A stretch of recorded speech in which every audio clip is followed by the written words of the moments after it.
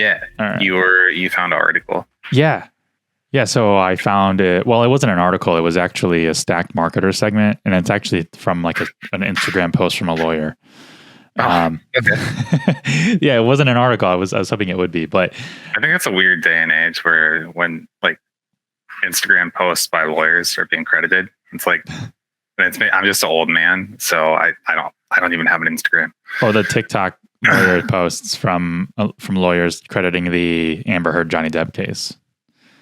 Those are fun to watch. Anyways, no, I ran across this one in our Stacked Marketer email like a couple weeks ago, and I liked it a lot because I run across those fake marketing gurus all the time and those business consultant gurus. And their website is always super gimmicky. It's like, John made $60,000 in 30 days following my system. Or, this guy gives, Jessica went from $0 to $20,000 a month without applying for a single gig. And you have to substantiate those claims. You can't just like make those claims and then put just a link or a disclosure in the footer. Like you have to be specific about that. And so what this was basically saying was, hey, according to the FTC, you can't say something as simple as results are not typical. You have to actually disclose clearly and conspicuously what a typical result is. Mm-hmm. And what a lot of these gurus and what a lot of these marketing coaches don't do is do that. Because if they were to disclose what a typical result looks like, it's probably not going to look very good on them because more often than not, these guys don't have, or girls don't have a lot of actual clients anyways, and probably very little people with results. I mean, the only difference is you might have someone like Dan Lok or Tai Lopez or I don't know, John Christiani. Shots fired. Calling out an end. Yeah, I will all day long. Billie Jean. But I didn't even know that one.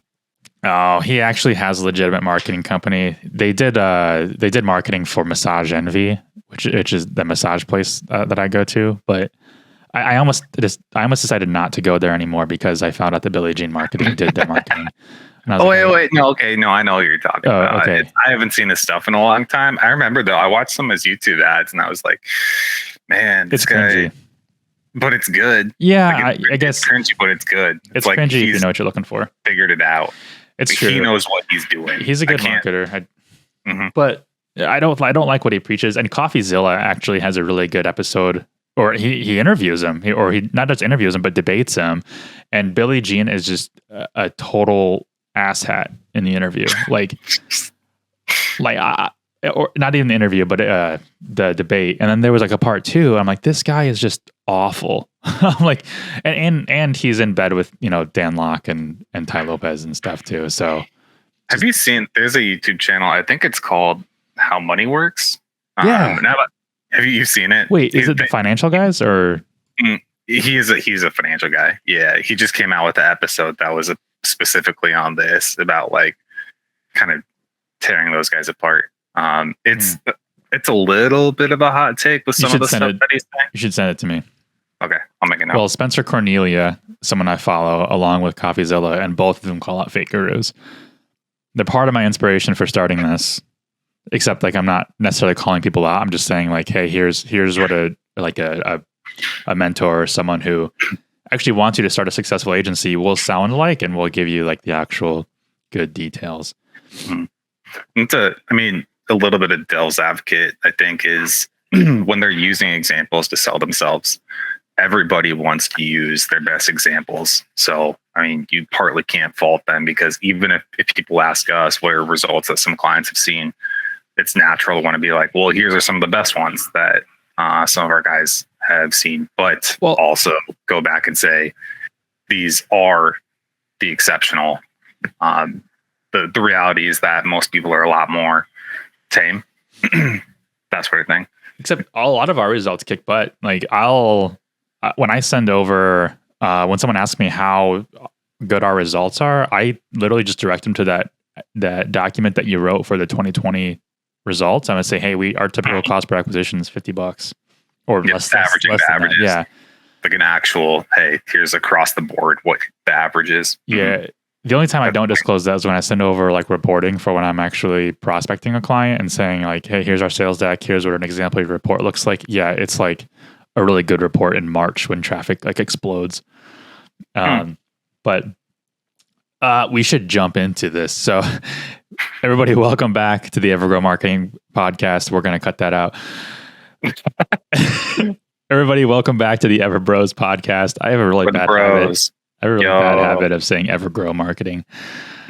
It'll be easier when we start the other podcast. But on today's episode, I think this is episode 6. Are we on episode 6 already? Oh my gosh, we are. Is it 5, 6? I don't know. It's 6. Yeah. 6? Okay. Yeah. So this is how to find clients. More specifically, though, your first clients.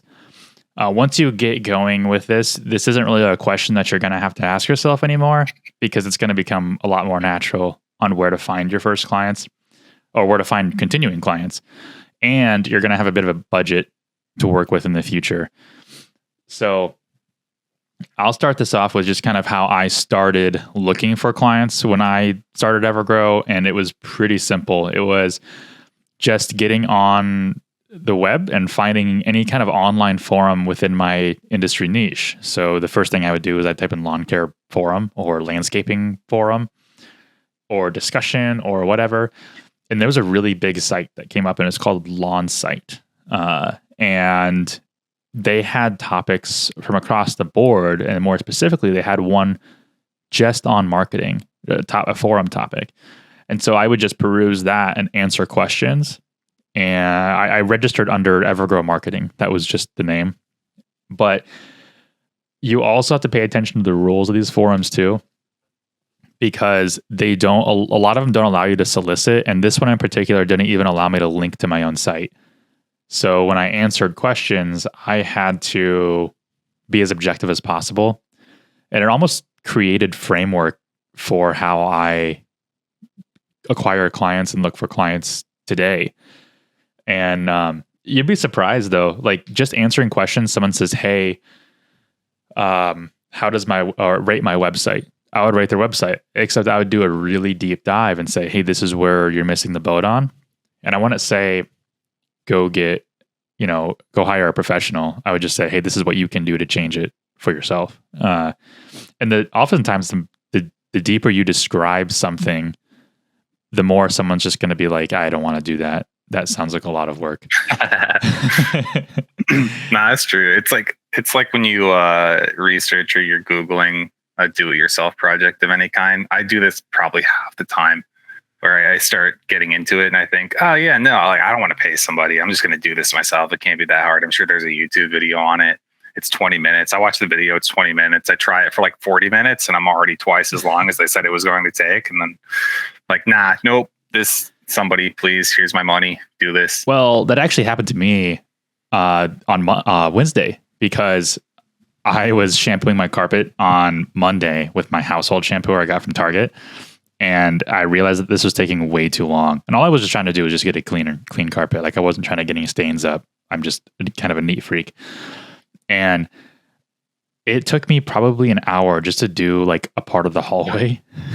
and I was like, this is awful. I hate this. So I called and got a quote, and it was like $100 to do my whole house. Mm-hmm. Or my apartment. But nice. I was like, yeah, I'd rather just do this and have a professional do it. Plus they like pre-treat it and like steam clean it and everything. I'm like, this is just way better. And now my anxiety is totally lifted. Done? They did it already? Yeah, it was done. Like they were here probably about an hour and a half. So it dried super fast, like you were saying? It took, they say 24 hours. So it was still a little wet, but you could still walk on it. It wasn't a problem. I just opened my windows up and I think everything dried within like 10 hours maybe. Gotcha. Cool. Yeah. Okay. But nice. Yeah. And I think the biggest thing you can do is be helpful. But what I've also noticed too is that the people that you're responding to and helping out aren't ever the ones that reach out. It's always just like those vultures that just like look, they just like look at the forums and like what people are saying.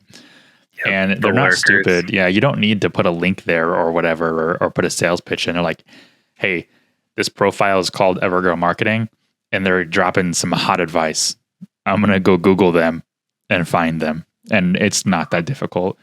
But that's how we got most of our inquiries, was literally from LaunchSite. I think all of the clients that we had at the beginning of our inception were referrals from LaunchSite. But I always pride myself on that we've never spent money on advertising, which is technically false. You and I have never spent money on advertising, but I spent it before you joined. Yeah.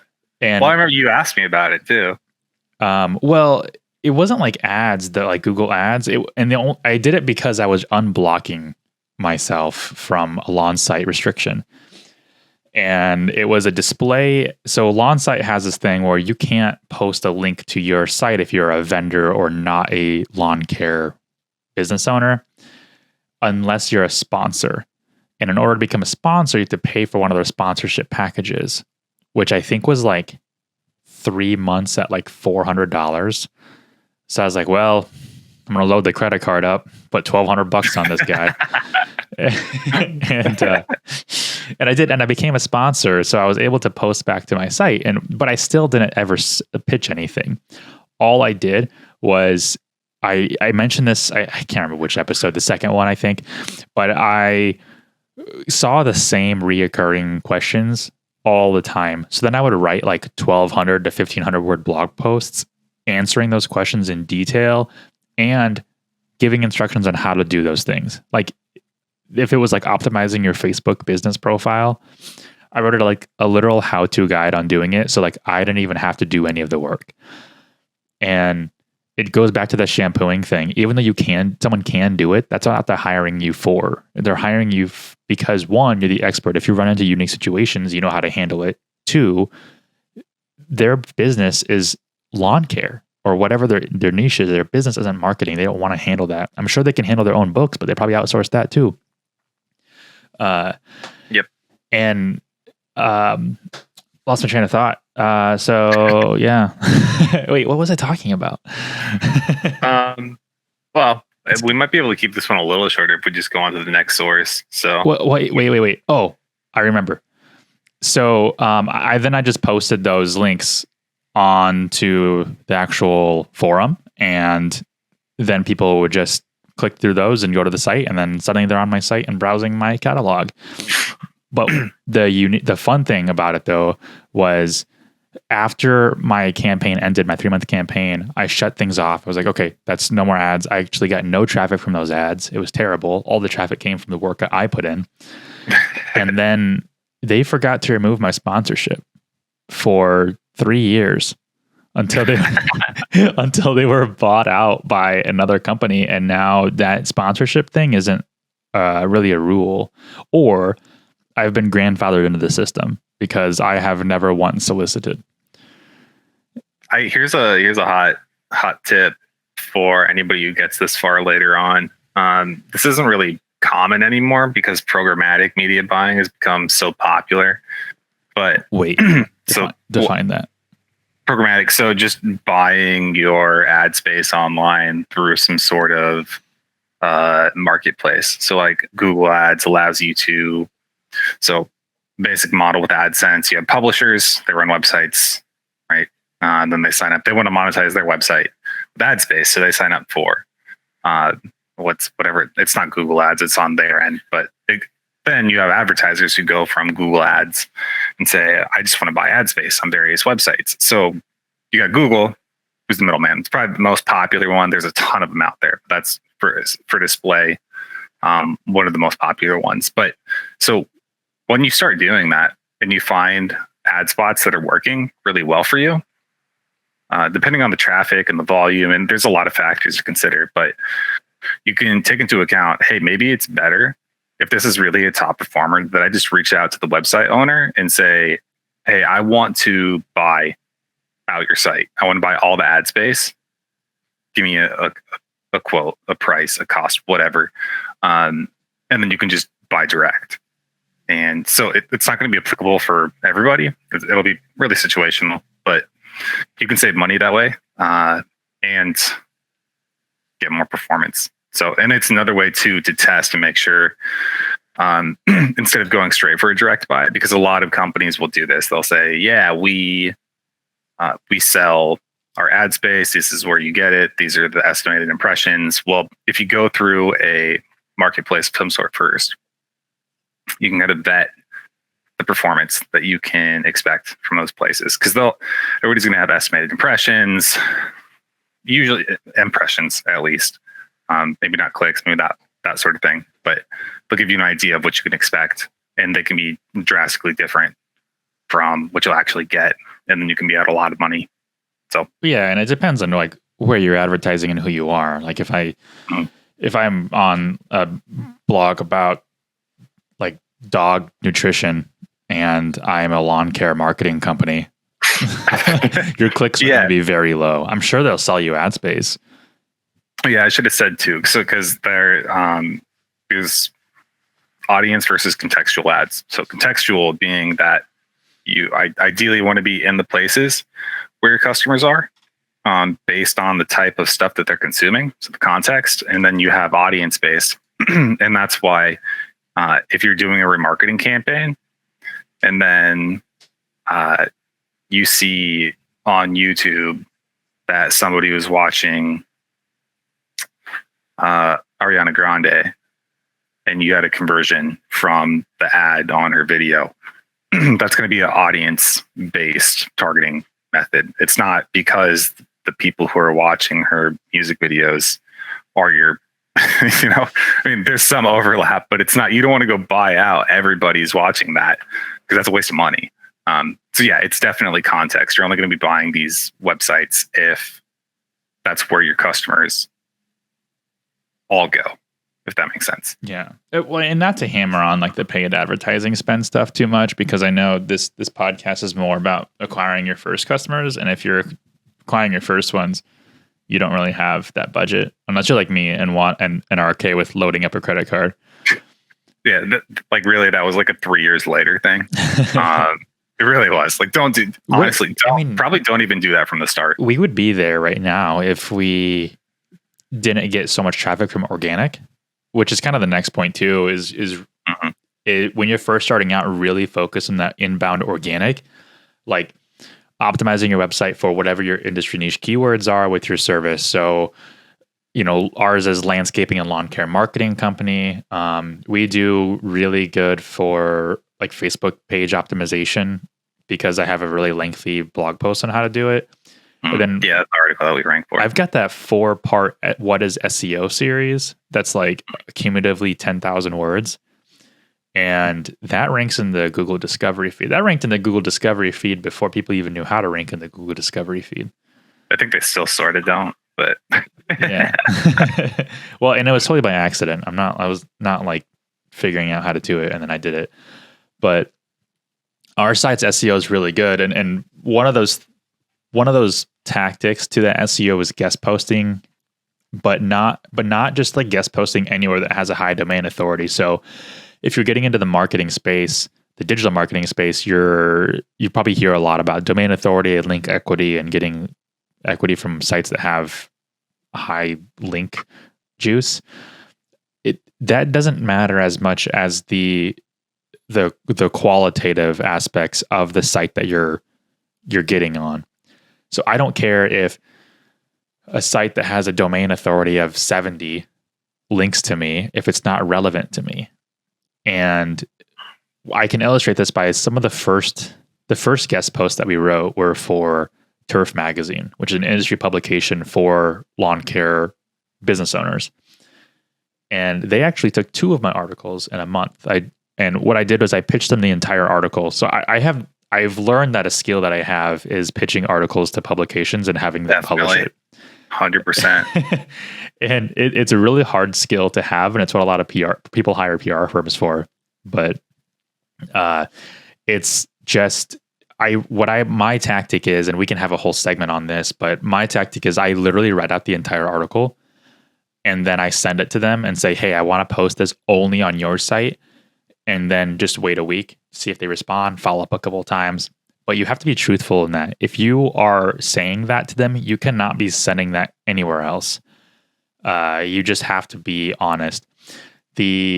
But the other thing before that is look on their website. They should have like you can Google like their site map or look up their site. You should find their contributor guidelines, because sometimes we've run into situations where they didn't want us to write the post. They just wanted us to pitch it first. And in which case you could still write the entire post, but then also write a pitch for it. So when you pitch it to them, they say, yeah, we like this. You can just like send the post over right away and then just match their guidelines in their format, and they love it. But you want to find the senior editors. You don't want to send anything to the editor in chief, because they're the big dogs that don't care about you. But they're senior editors, and sometimes they're the lower tier editors. I can't remember what they're called, but they're younger, they're scrappier, they're looking for things to publish. They're eager to get in front of. Yeah, they'll run it up the flagpole for you, especially if you're nice to them. That got us in Turf Magazine twice. The next one was Green Industry Pros, and then I didn't write an article for Lawn and Landscape, but I did get a hold of Brian, who was I think their editor in chief. And then he used me in one of the magazines for a kind of like a expert take on something marketing related. I can't remember what it was. Yep. But I got on landscape management. Yeah. We got Cody on landscape management. He wrote a stellar article on Google Ads and people spending too much money on them. Well, that was only digital too. So that's I think maybe something that people should really understand is the word that you'll hear about this is guest posting, but you really got to get that out of your brain. These are magazine publications that have print magazines going out to their subscribers with digital websites, as well, that you can get articles published to. But don't go in with the traditional mentality of, oh, I need a guest post because guest posting gets you links. It's this audience. I want to write a poop 500 word article, and right. And that's not super valuable just for the link. Yeah. I mean, it's the equivalent of applying to jobs, and people are free to disagree by all means, but I think that time and quality goes a lot further than quantity. So just applying to a ton doesn't really seem to go well. I think the more time you take to personalize your message, really do your research, and make everything crafted just for them. When you do that with these magazines and jobs, right, it goes a lot better, and you get a better response, because these are people. These are their jobs. This is their life, and give them the respect that they give their job. Yeah, they don't want to post garbage on their site, so don't give them garbage. Give them something that's actually quality. And what I have done too is find other articles on their site that relate to mine.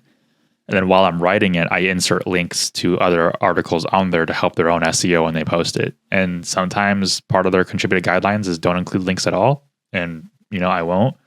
But for the most part, I always include theirs. And then I don't worry about a link in our own article, because most often you're not allowed to link in your articles when you contribute to a magazine or bigger publication. Don't worry about it. The main thing that you're trying to focus on is getting your name out there and in front of the audience. You don't need the link equity right now, but more oftentimes than not, there's going to be a link to your site in your author byline, which is at the bottom, which is really all that matters. If they're familiar with WordPress, then they can know and understand that when you'll be added as a user, whether or not you have access or not, they're going to add you as a user, and then you'll have your author byline that gives a little bit of information about you, and then usually links to your site. So don't worry about it in the article at all. Yeah, just be honest and truthful and actually provide value. But yeah, I think that's the biggest thing with guest posting. And like Cody, I like what you said too. Like, forget about guest posting and that terminology. You're writing for a publication. I think the hardest thing I struggled with though was I was writing really quality content, because at this point it wasn't just me liking my content. It was also somebody else having to like my content enough to post it. And my thought was, man, if I write something this good, I wish it was just on my site. Yeah. It's like I never know what to put on my site versus what to give somebody so that they can have, because I don't own these articles now. I just wrote them. They own them. And a couple of them were, so the big one that I wrote for, let's see, it's on my wall right now. Green Industry Pros was how to find quality lawn care customers. And that was a good article. And they put it on the front page of their of their print magazine. Let's see if I can turn my camera so you can see it. Just kidding. It blinks out. Hold on. Does it keep blinking out? No, you're good. There it is. Oh, yeah. That one right there, the middle. Right there. Yeah. They put like a little thing on their front page that said how to find quality lawn care customers. So it got a lot of people directly to now I'm crooked. It got a lot of people directly to that article and got me a lot of exposure. And then I did one for Turf Magazine that was really cool too. And it was like, oh, I remember it was the fly-by-night customers are not your target clients or whatever. Yeah, people love that one. Oh, I still get leads from that. And that was written in 2018. It's 2022 now, and people are still reading that. Actually, if you type in like lawn care marketing, I think that article's on the first page of Google. Let's do it right now.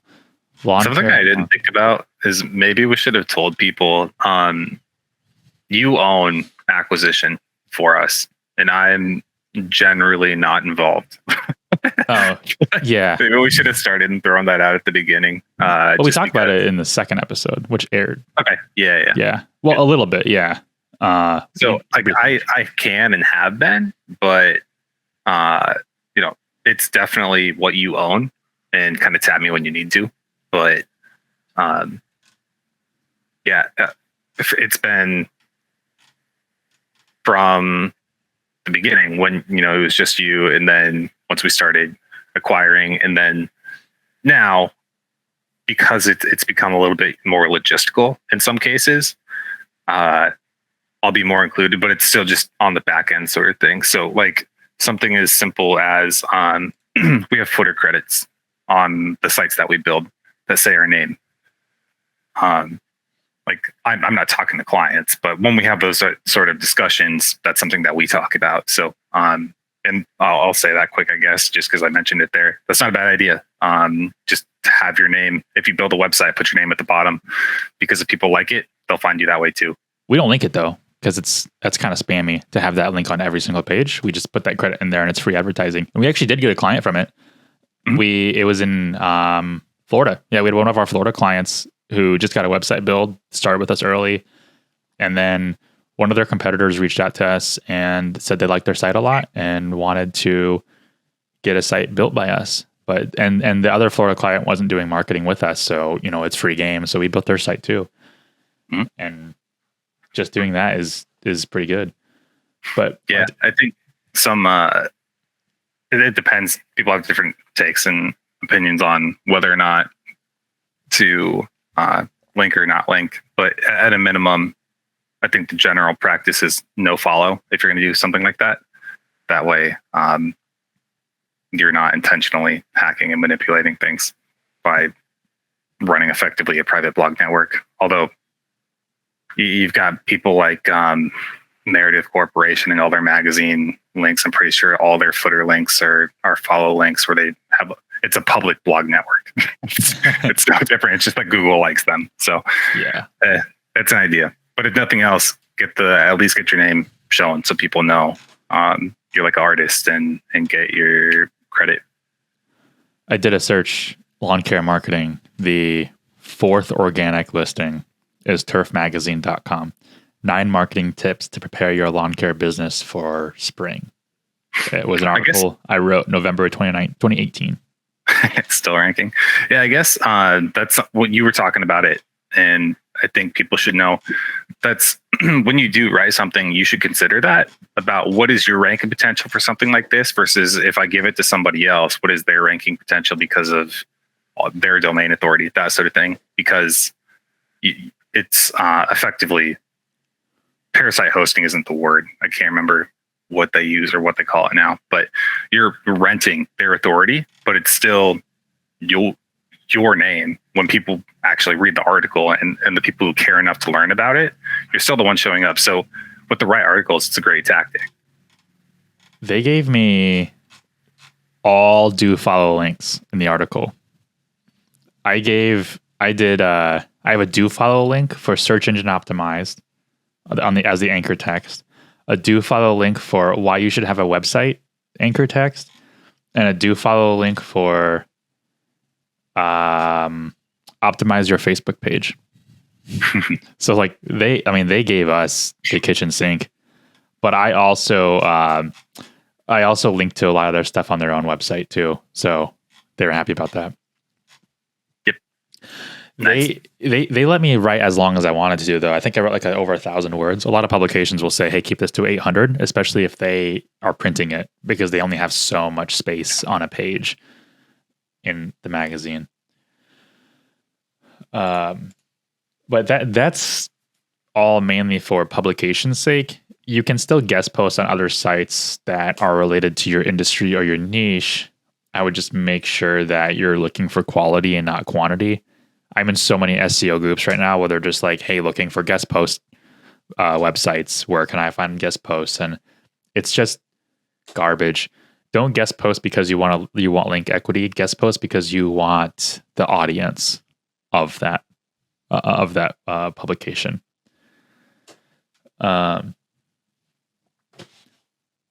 Did you have anything else, or should we go to the next one? Next one. Yeah, I was just writing down. I want to make sure we recap it. Then we can just rapid fire them off. Hey, these are the ones. So far, what we had guest posting, we had forums, and guest posting. I think that's what we had. All right. The next one I had was Facebook groups, which is similar to forums, but Facebook groups more so because there's just more people and there's more interaction on them. However, I will say this about Facebook groups and social media groups in general, is they're less engaged than the actual site forum people.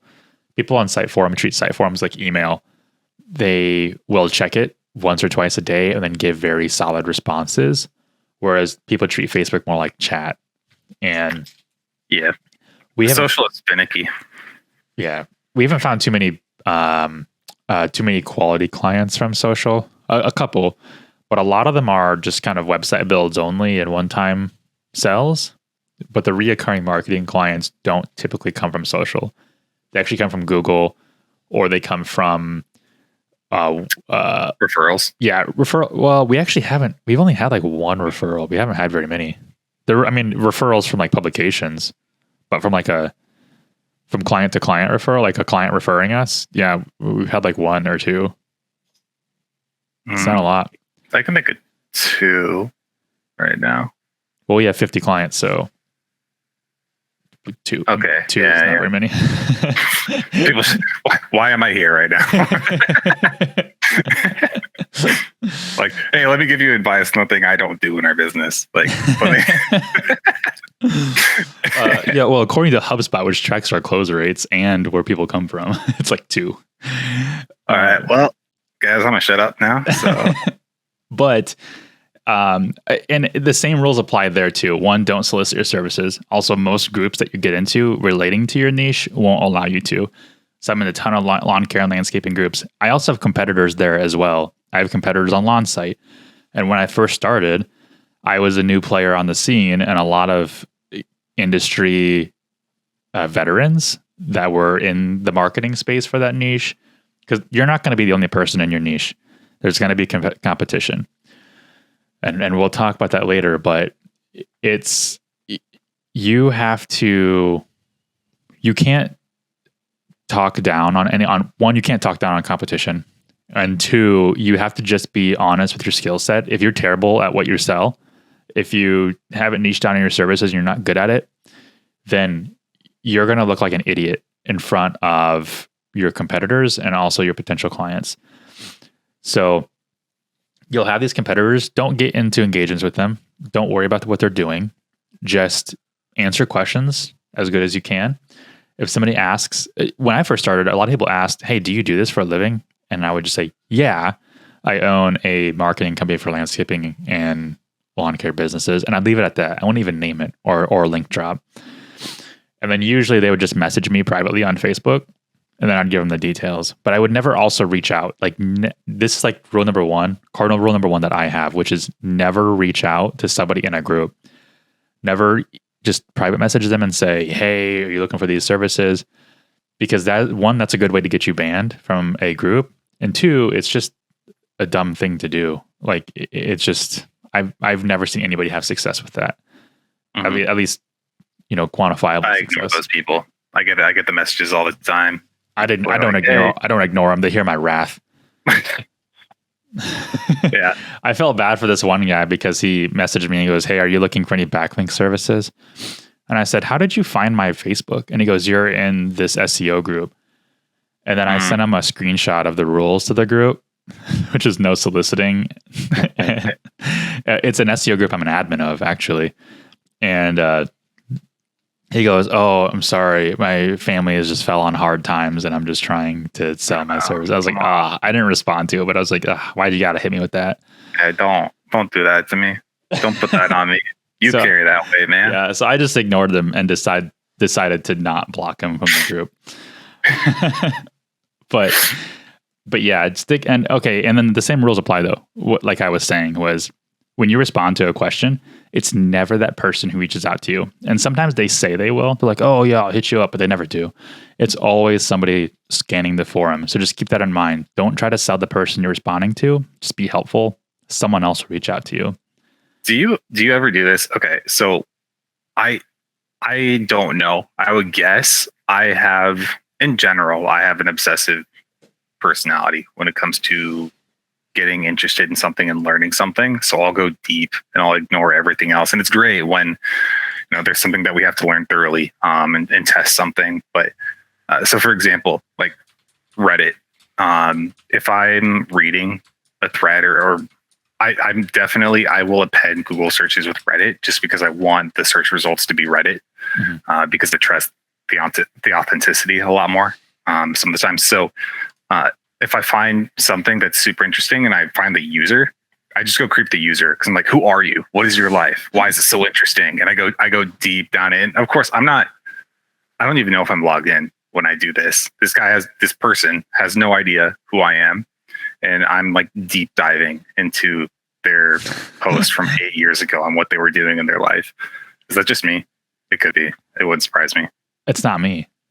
Okay. Well, okay, that's not true though, because I do it just because whenever I see somebody give marketing advice in groups, like in landscaping groups, I'll go to their website to see if they're a marketer or if they're like a landscaper that has a history in it. I won't go deep though, but this is only a competitor thing. It's not really like a I care what you have to say kind of thing. It's usually like I don't care what you have to say and I want to be validated in my opinion. Okay.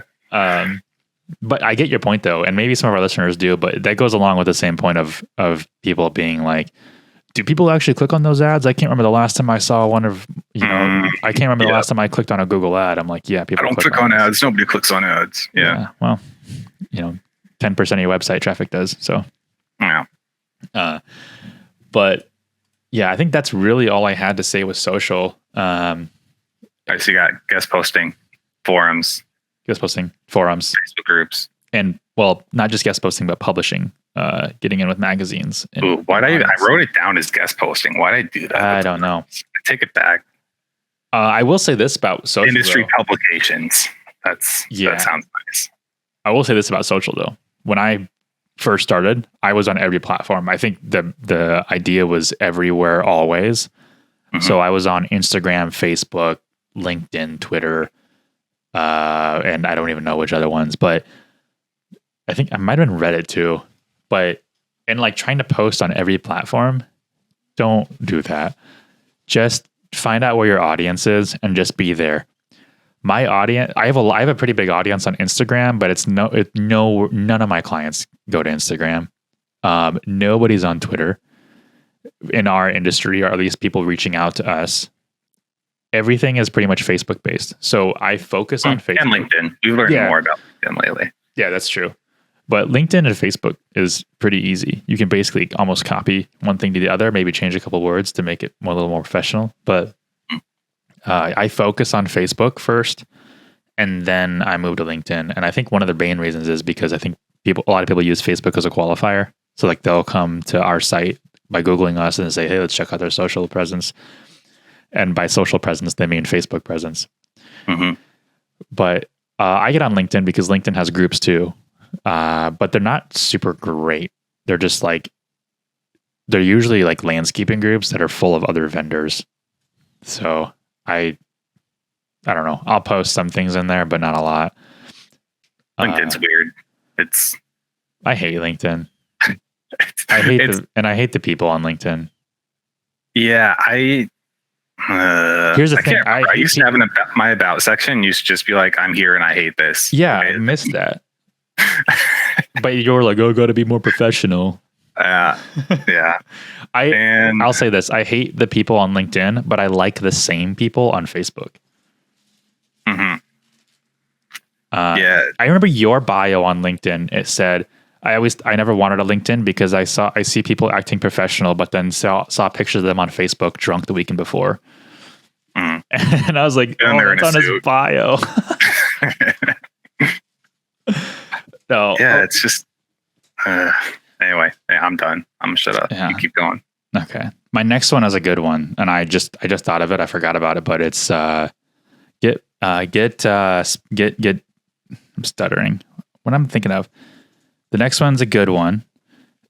It's getting featured on podcasts or videos. I don't know.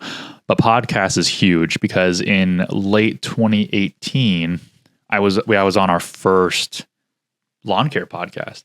Yeah. There's a lot of industry podcasts out there, like, lawn care podcasts, landscaping podcasts, plumbing podcasts. You'll find them. People who are experts in their craft want to talk about it.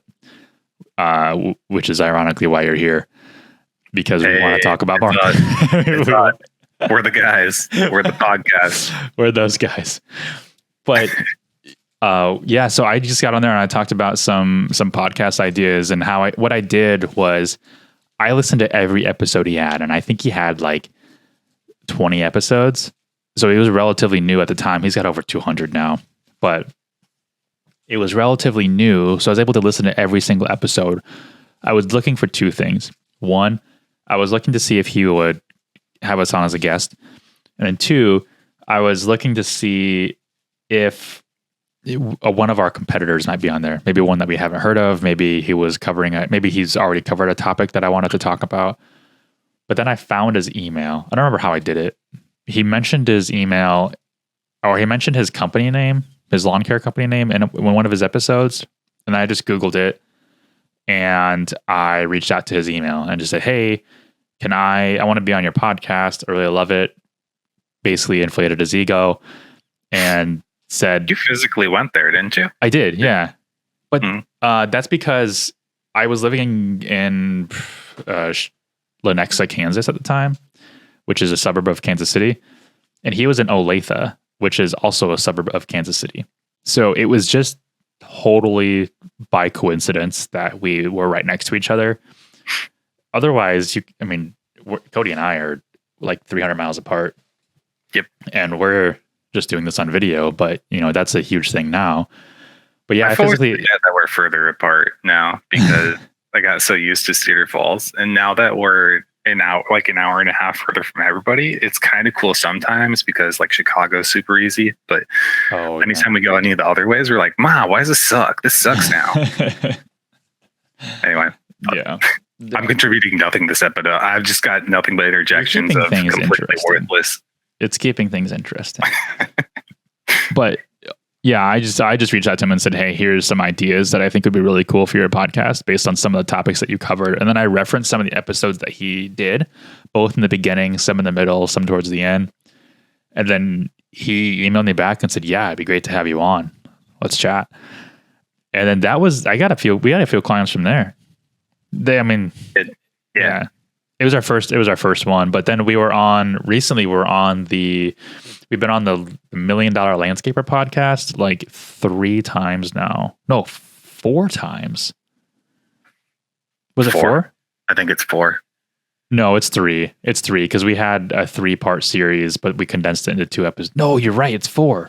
So yeah, because we did the 1 and then we did the 3-part. Yeah, so we recorded 3 episodes right in a row, and then we did 1 like a while ago, but Yeah, we dominate that podcast. We're like probably the most featured guests on that now. Got good rapport with Scott. He's a good dude. Yeah. And a couple of our competitors are actually on his podcast, but only a quarter as much as we are. And we picked really good topics to talk about. And yeah, Scott loves us too, because we're in his group. He has a Facebook group. Landscaping doesn't matter. You're not in his niche. He's got a style that's more like ours too, though. So I think that's why it makes sense. He's not shoving anything down people's throats. He's got a very informational approach to things. Yeah, and he doesn't allow marketers in his group, except the ones that don't pitch their services and only contribute helpful things. So we're in that category. And even on his podcast, he goes, "Yeah, we can give you guys like a plug or something like that." And we literally tell him, we don't even care about a plug, because we really don't, because the plug is in the title of the podcast episode. We sit down with Evergrow Marketing. Like, that's all we need. I don't care if, someone's going to listen to the episode and they're going to say, "Hey, who are these guys? I want to hire them," which has happened multiple times now. We've picked up, 10 to 20% of our clients come from literally his podcast. Mm-hmm. So that's just a really good thing. Just build rapport with industry experts or people who have a podium and be featured for them. So we're talking about publications, we're talking about podcasters, anything that you can get exposure, and it's all free. You don't have to pay for any of this. Trying to think of what else I have. I had two. I think let's hear them.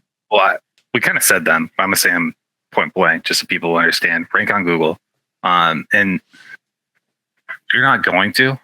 I just like, hey, go do this. You're not gonna. It's not possible, because you won't do this from the start. But once you become more established, yeah, it's a very easy. I don't want to oversell this, because I was gonna say it's easy and passive, and that's what everybody wants. But it's neither. Like, it's not easy getting there, and it's not passive to maintain. But yeah, I mean, definitely the lead quality that we get from organic is very good. As I understand it. So it's really good. Yeah. If someone types in lawn care, landscaping, marketing, and they contact us, then yeah, we have about a 70% close rate with those people. It's like 20% if they come from Facebook. And it's like, well, it's self-qualifying too. We put everything about us on the site, and we are very transparent and very honest. This is who we are. This is how we do it. You like it? Cool. Hit us up. You don't. That's totally fine too. Yeah. But the other one was just paid traffic. But again, that's not early on, and we haven't even done it yet. We do it for our clients, but we haven't had, and not because we're going to get to it. It's definitely going to happen. But I was telling Jenny about this. I was saying, we make sure that our clients understand that you need to be prepared for marketing in two ways. One, that you see it as something that you're not dependent on the investment in a good way. You shouldn't be emotionally attached to the money, if that makes sense. Like, if you're too emotionally attached to your money and you see it as your money, not the business's money, and not as an investment in the business, you're not going to be in the right state of mind for how this relationship will go, how you should view marketing once. I'm not saying that it shouldn't justify itself, because it should, and that you should get a return on your investment. Those are good things. But the second thing too is then, are you prepared for the consequences of your marketing? Are you ready? Are you in a position to handle and grow with what's coming for you? Because it's going to happen. And then we've had people, you just emailed one, what was it, last week? A guy who had said, "Hey, we got to shut things down. We can't handle this. Too much work." So that's the other side too, is if you're not prepared internally or for the consequences of running ads and getting that new business, hold off. Just wait, get to that spot, and then put the money into it. But which is why we haven't, because we've had to turn away customers or clients because we're too overburdened with work, and just the spring. And we didn't turn them away. We just said, "Hey, we have a 2-month wait list just to get on the onboarding phase, which takes 45 days." And it's a good problem to have, but at the same time, as the sole salesperson in this company, it's almost like a knife in the heart, because that's just like money on the table that I'm turning away. But if we were to take it on, we would implode. And we faced this problem in 2021 where we took on way more than we could handle, and we just pissed off a lot of clients. But it was terrible. It was terrible. And because if people, so if this is where they're at too, they're listening, they're like, hey, I want to get started. How do I go from zero to something? I would say paid traffic definitely isn't the way. Don't spend money you don't have. Please don't spend money you don't have. Yeah. We are bootstrappers, and that's how we do it. And yeah, how aggressive you want to grow and all that stuff is up to you. But there's definitely a balance and a healthy balance with managing things as they are and pursuing growth. And if you get too complacent with one or the other, you get too complacent without the lack of growth, then you'll either stay the same or shrink. Or if you get too obsessed with acquisition and neglect things currently, then you can end up just in this churn spot. And we know what that's like because we worked at an agency. That was agency work together before we left. They always wanted growth, and it was at the expense of existing clients a lot of the time. Yeah. We'd spend so much time building new stuff and not maintaining existing things, and then people would leave. And that is a business model, I guess, if you want to do it. But as an employee, it sucks to be in that. So if you're going to have employees too, then you're going to have to deal with that emotionally and how they'll deal with it. Faye in the background. I know. I can't wait till this is on a video. I had one. It was be patient. I wrote it in all caps too, because the more aggressive that you try to be with your client acquisition plan, the more fake and shady and greedy you look. I actually have a blog post on my website, jakehumley.com, that I can link in the show notes, but I have an article on there that I wrote that's why people hate digital marketers, or why people hate marketers, or something like that. And it literally breaks down the interaction one marketer had in a lawn care group versus the interaction that I had, and the results were vastly different. In fact, this marketer is no longer in that group, and I'm still in there. And I think I can't remember if this is the group that I became an admin on. It might be. But if you are and one of the things that he was like, that someone was asking was, what's a good website to build my own website off of? So he was looking for like a Squarespace or a Wix or something like that. And he came in there and he's like, if you're not a professional, don't do it. You're just going to mess things up. Like, you suck, I rock kind of thing. And I was like, I literally just go in there. I was like, hey, you should try Squarespace or Wix. They're really good CMSs. If you really want to get into it, you can try WordPress, but I don't recommend it as a first-time builder. And then I sent him some links to how to optimize his website. This is how to do it on your own. And not one time did I solicit to this guy. And I had the most reactions and engagements. I had people reach out to me and ask me if I did this for a living. And it's all a matter of just being patient and letting things come to you. But at the same time, none of this works if you're not going to close those sales unless you know your industry, you're niche down on your service, and you're very confident in your service, and you can scale that, which is why we covered those previously.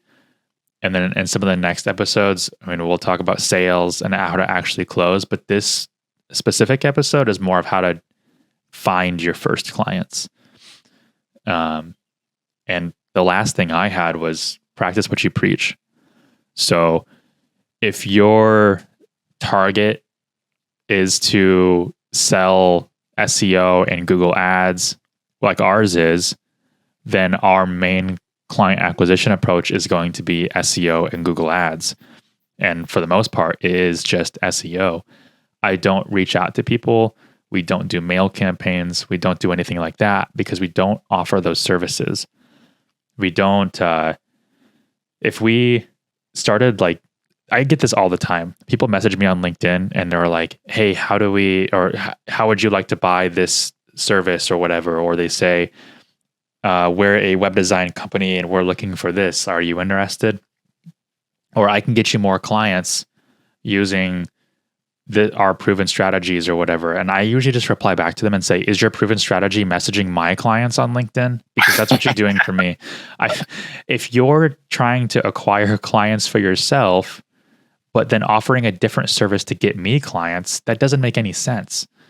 Mm-hmm. If I am the SEO expert and someone Googles us, they Google lawn care marketing and they come to us, then they're going to be like, yeah, whatever you did for you, I want you to do that for me.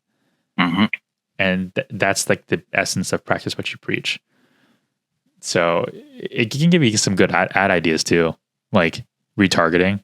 Like, hey, you visited our website, you see this ad. How about we do this for your customers? Yep. But that's everything I had. Did you have anything else, or should we recap? Nah.